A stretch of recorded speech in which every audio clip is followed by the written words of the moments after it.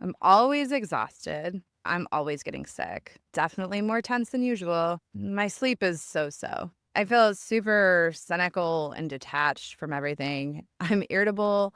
I have no motivation. I feel like there's just like this helplessness in my life that I just can't get over. I'm struggling to focus. I'm forgetful and I'm making more mistakes than usual every single day, which just makes me feel worse. And honestly, what I wouldn't give for a reasonable poop these days. I don't know. I guess I'm just feeling really burned out.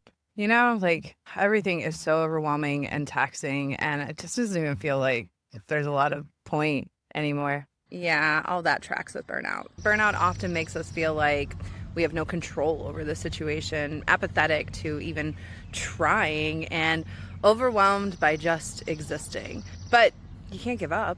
I mean, okay, why not? Because giving up is feeding into the burnout. And if you want to get out of burnout, you have to actually work to do something about it. And I know that that's a really overwhelming thing to say to somebody who's already pretty overwhelmed, right? Yeah, right.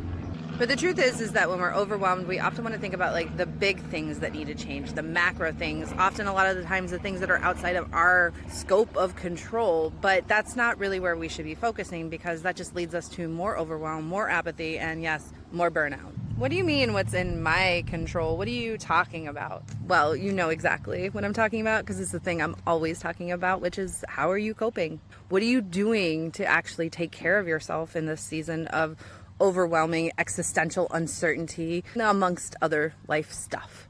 Avoiding it, numbing it, pretending it's not really a problem, and just calling myself a little bitch for struggling. Not necessarily the most effective patterns to lift yourself up. Oh, I know where this is going. It's just a pattern, right? Well, it's more than a pattern, but yeah, there is ultimately a pattern underneath it.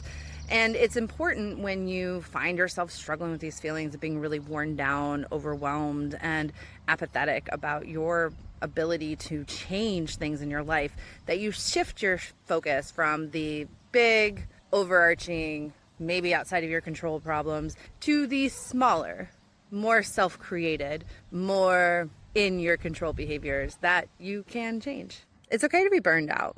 I think we all get there at different times in our life. But the question is, what are you going to do with this information now that you have it?